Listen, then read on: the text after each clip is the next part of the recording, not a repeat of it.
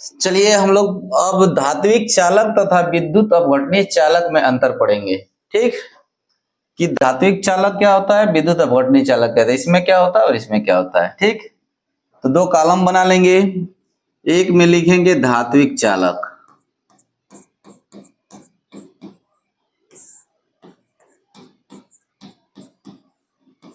और दूसरे कॉलम में लिखेंगे विद्युत अपघटनीय चालक।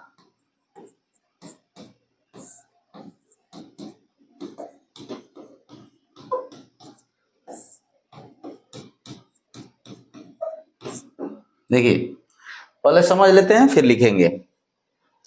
धात्विक चालक में पहला अगर वाक्य लिखेंगे तो सबसे पहले हम लोग धात्विक चालक किसे कहते हैं। पहले तो धात्विक चालक में मुक्त इलेक्ट्रॉन पाए जाते हैं। ठीक, तो इसमें धारा का प्रवाह किसके कारण होता है, मुक्त इलेक्ट्रॉनों के कारण। ठीक, तो यहां सीधा सीधा लिखेंगे कि इसमें मुक्त इलेक्ट्रॉनों के द्वारा धारा प्रवाहित होती है। ठीक, और इसमें लिखेंगे मुक्त आयनों के द्वारा, इसमें मुक्त आयन पाए जाते हैं। ठीक ना, मुक्त आयनों के द्वारा धारा प्रवाहित होती है। ठीक, दूसरी बात इसमें लिखेंगे कि इसमें रासायनिक परिवर्तन नहीं होता है, कोई रासायनिक परिवर्तन इसमें नहीं होता है। रासायनिक परिवर्तन मतलब जैसे मान लीजिए कि अगर लोहा में विद्युत धारा प्रवाहित करें तो लोहा तो बदलेगा नहीं। ठीक ना, उसमें कोई रासायनिक परिवर्तन नहीं होगा। लेकिन इसमें रासायनिक परिवर्तन होता है। कैसे, जैसे मान लो कोई भी जली विलयन है, जैसे मान लो NaCl को जल में डाल दें तो क्या हो जाएगा, आयनों में टूट जाएगा, यानी कि रासायनिक परिवर्तन हो गया उसमें। तो विद्युत अपघटनीय चालक में रासायनिक परिवर्तन होता है लेकिन इसमें रासायनिक परिवर्तन नहीं होता है। दूसरी बात, इसमें द्रव्यमान का स्थानांतरण भी नहीं होता है। द्रव्यमान यानी कि किसी भी वस्तु को लेते हैं तो अलग अलग नहीं होगी विद्युत धारा प्रवाहित करेंगे तो, लेकिन इसमें अलग अलग हो जाएगा। ठीक ना। तीसरा बात लिखेंगे कि इसमें मुक्त इलेक्ट्रॉन जो होते हैं, मुक्त इलेक्ट्रॉन के जो धातु के परमाणु होते हैं उनमें रुकावट पैदा करता है प्रतिरोध, मुक्त इलेक्ट्रॉन के धातु के परमाणु में। लेकिन इसमें मुक्त आयन के विलायक के परमाणु में रुकावट पैदा करता है प्रतिरोध। तो चार चार अंतर हम लोग लिख लेंगे। पहला वाला इसमें अंतर है, देखिए पहला अंतर लिखेंगे कि इसमें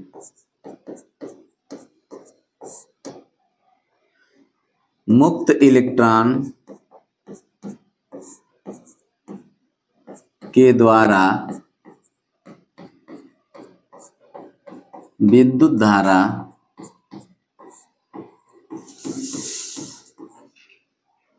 बहती है, यानी कि प्रवाहित होती है। ठीक ना, लेकिन इसमें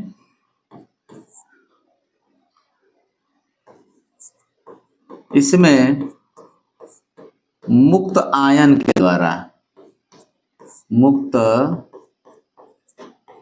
आयन के द्वारा,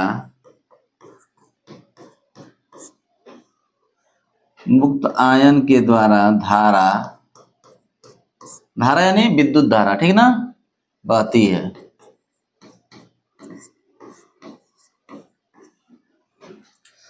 दूसरा हम लोग अभी बताए, हम लोग पढ़े कि इसमें रासायनिक परिवर्तन, इसमें रासायनिक परिवर्तन नहीं होता है। ठीक, लेकिन इसमें रासायनिक परिवर्तन होता है। लिख देंगे कि इसमें रासायनिक परिवर्तन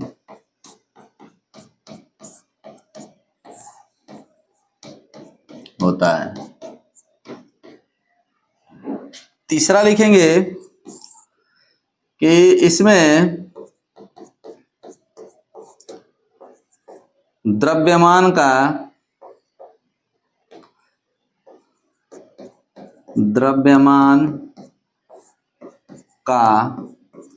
स्थानांतरण स्थानांतरण मतलब एक स्थान से दूसरे स्थान तक द्रव्यमान इसमें नहीं जाते हैं, यानी कि इसमें द्रव्यमान का स्थानांतरण नहीं होता है।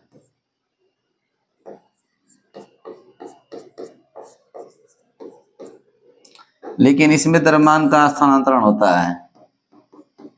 इसमें द्रव्यमान का स्थानांतरण होता है। चौथा इसमें लिखेंगे कि जो प्रतिरोध होता है, प्रतिरोध मुक्त इलेक्ट्रॉन के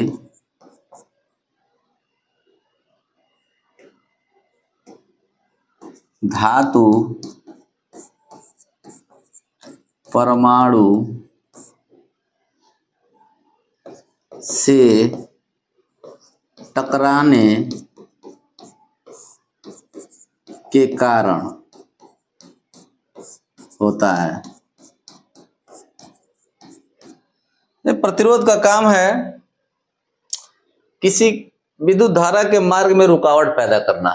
तो वो रुकावट पैदा इसमें इलेक्ट्रॉन के धातु के परमाणु से टकरा करके उसके धारा में रुकावट पैदा करता है, ठीक ना।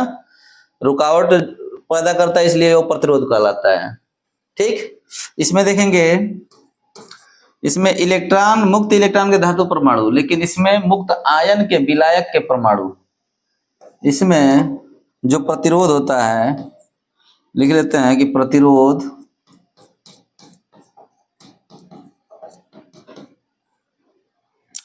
मुक्त आयन के विलायकों या विलायक के परमाणु से टकराने के कारण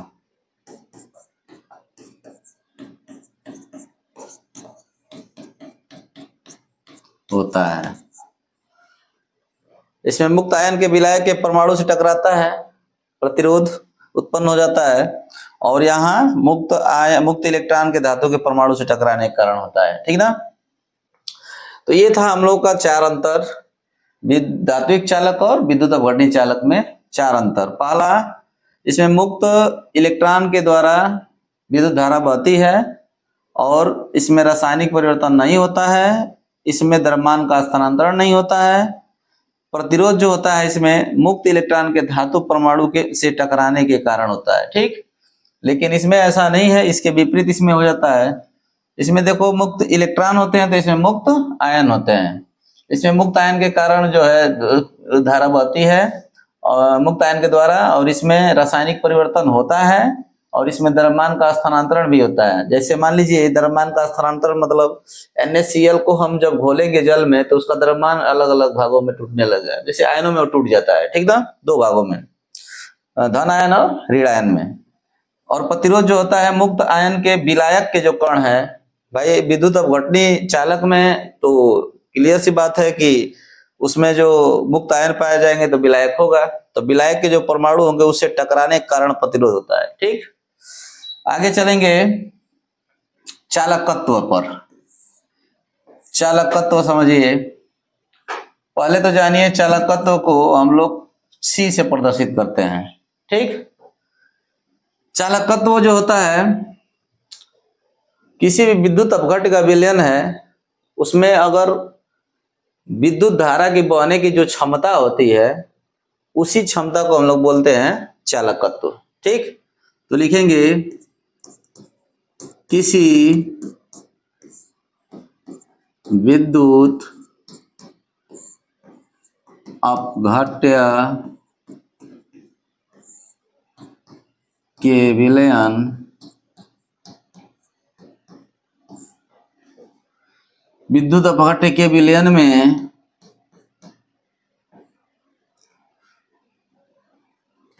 विद्युत धारा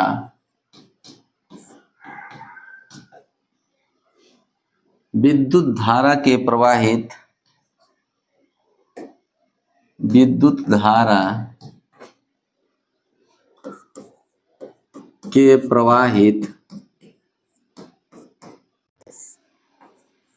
होने वाली क्षमता को चालकत्व कहते हैं।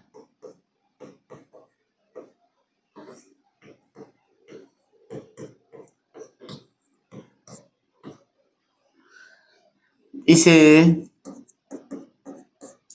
C से पर दर्शाते हैं, C से दर्शाते हैं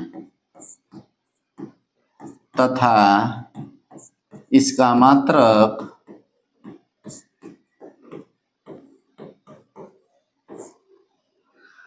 ओम इनवर्स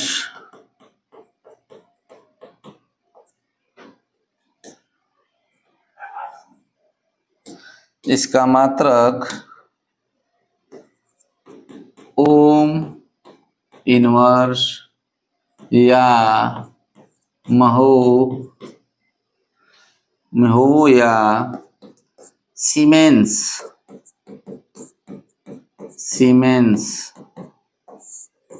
होता है।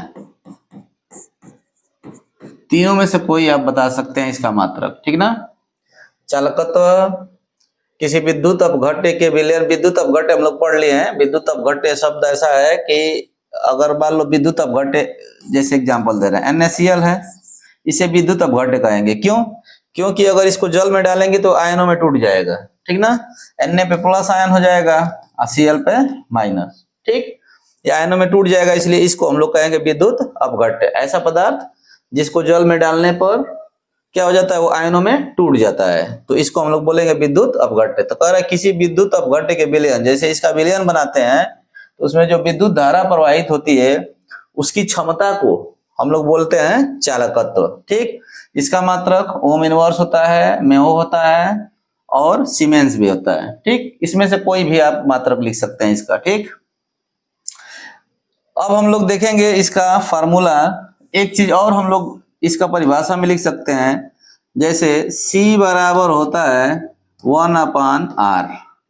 इसका मतलब समझिए, इसको ऐसे भी कह सकते हैं कि प्रतिरोध के व्युत्क्रम को हम लोग क्या बोलते हैं, चालकत्व बोलते हैं, ठीक ना।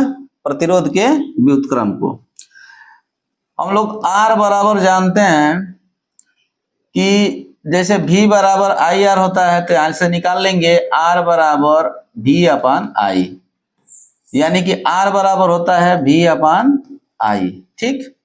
R बराबर होता है V/I। अब ये V/I को यहाँ R की जगह जब रखेंगे तो C बराबर हो जाएगा,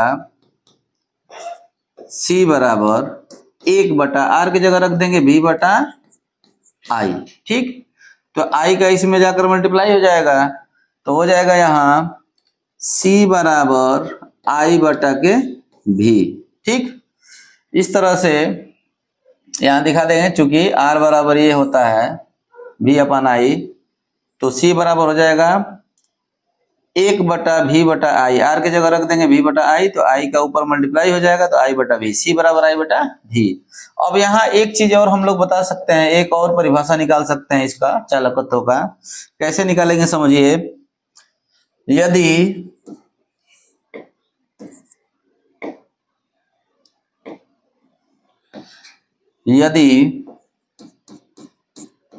अगर V बराबर 1 वोल्ट बोल दें, V बराबर 1 वोल्ट हो, यहाँ 1 वोल्ट जब रखेंगे तो C बराबर क्या हो जाएगा, I हो जाएगा, ठीक ना। यहां से भी एक परिभाषा लिख सकते हैं। क्या लिख सकते हैं, किसी विद्युत अपघट्य के विलयन में, ठीक, जब दो इलेक्ट्रोडों के बीच का विभवांतर 1 वोल्ट हो जाए तो उसमें बहने वाली धारा को हम लोग क्या बोलते हैं, चालकत्व बोलते हैं। तो यहां से एक और परिभाषा लिख सकते हैं इसका, कि किसी विद्युत अपघट्य के विलयन में इलेक्ट्रोडों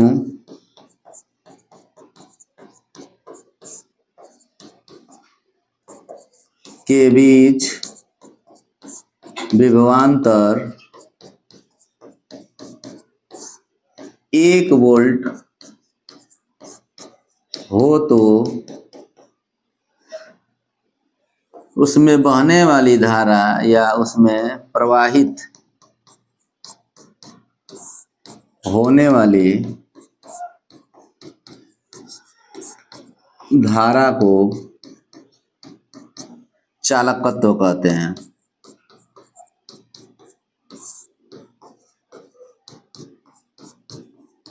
ठीक ना। तो ये था आपका चालकत्व। जब विभवांतर 1 वोल्ट हो जाएगा तो यहां से भी आप परिभाषा निकाल सकते हैं, C बराबर I हो गया, यानी कि धारा क्या कहलाएगी, चालकत्व। कब, जब विभवांतर इलेक्ट्रॉनों के बीच का विभवांतर 1 वोल्ट हो जाए। ठीक ना, किसी विद्युत अपघट के विलयन में। इसके बाद आगे देखेंगे विशिष्ट चालकता। पहले तो विशिष्ट चालकता को जानिए, इसे कप्पा से प्रदर्शित करते हैं। इसका नाम है कप्पा।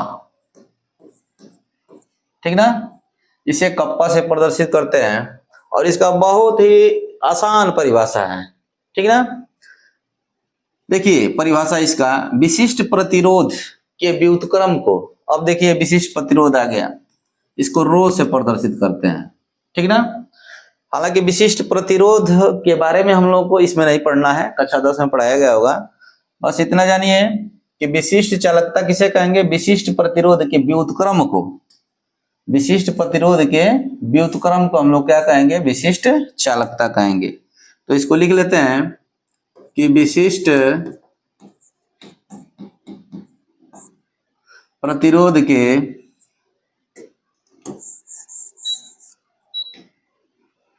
विशिष्ट प्रतिरोध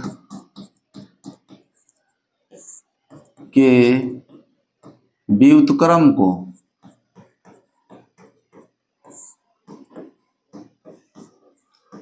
विशिष्ट चालकता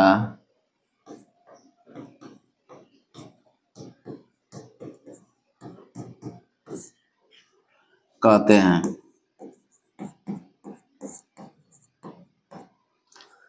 व्युत्क्रम है उल्टा।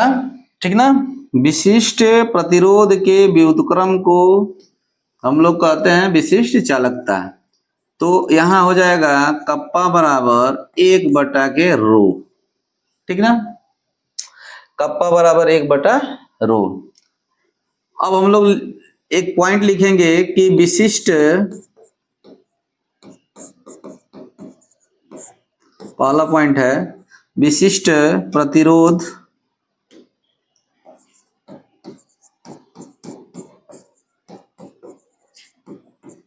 को प्रभावित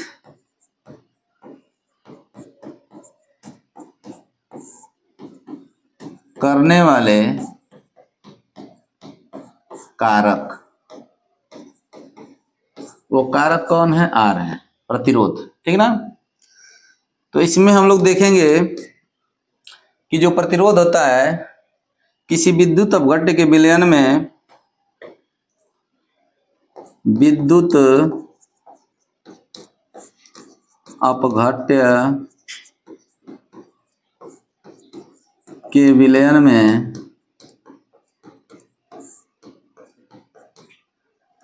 इलेक्ट्रोडों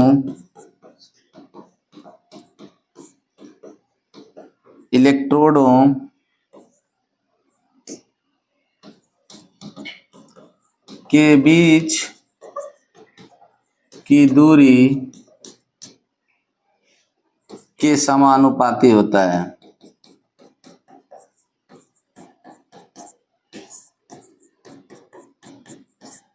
कौन, तो होता है प्रतिरोध, या लिख देते हैं प्रतिरोध। ठीक, कैसे, तो समानुपाती मतलब बीच की दूरी को L से प्रदर्शित करेंगे, तो R जो होता है, प्रतिरोध को R से प्रदर्शित करेंगे तो R और समानुपाती L, ये समीकरण नंबर 1 हो गया। ठीक, आगे इसका देखेंगे दूसरा वाला पॉइंट कि प्रतिरोध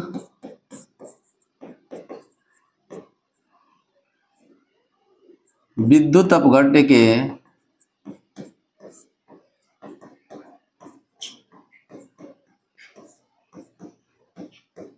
विलयन में इलेक्ट्रोडों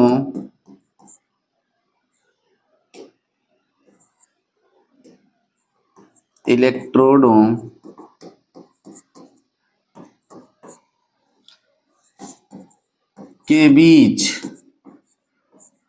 के अनुप्रस्थ काट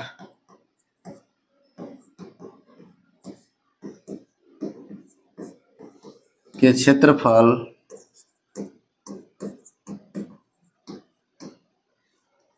अनुप्रस्थ काट के क्षेत्रफल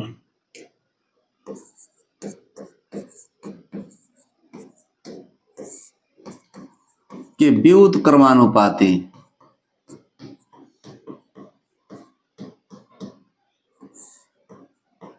होता है। जैसे R व्युत्क्रमानुपाती 1/A, जब ये उल्टा लिखेंगे अंश बटा हर के रूप में तो यहाँ व्युत्क्रमानुपाती इसको पढ़ेंगे, ठीक ना। और जब अंश बटा हर में नहीं लिखेंगे तो समानुपाती। ये हुआ इक्वेशन नंबर 2।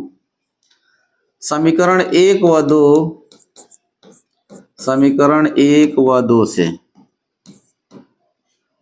समीकरण 1 व 2 से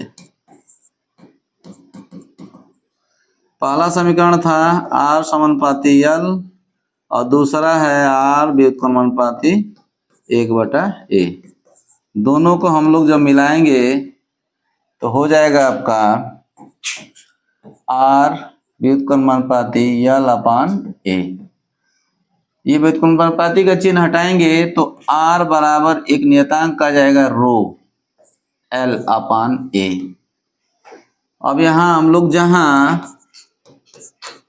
R बराबर है प्रतिरोध और रो बराबर है विशिष्ट प्रतिरोध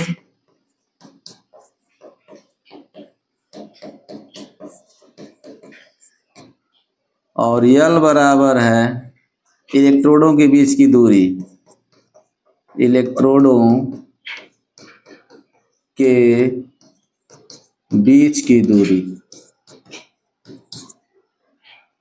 और A बराबर है अनुप्रस्थ काट का क्षेत्रफल।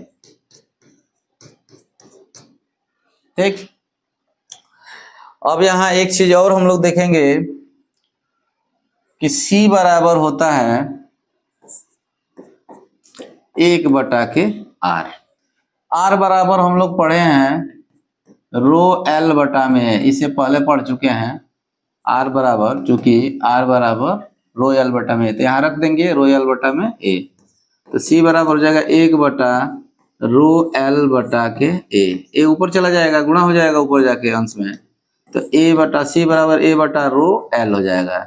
ठीक, अब एक चीज और हम लोग पढ़े कि कप्पा बराबर, अभी हम लोग पढ़े हैं कि कप्पा बराबर 1/रो, यानी कि विशिष्ट प्रतिरोध के व्युत्क्रम को हम लोग क्या कहते हैं, विशिष्ट चालकत्व कहते हैं। ठीक, तो हम लोग रो की जगह रख सकते हैं के को। देखिए ऐसे रो बराबर क्या हो जाएगा 1/K, यानी कप्पा, बहुत लोग के भी इसको बोलते हैं, ठीक ना, ये कप्पा है।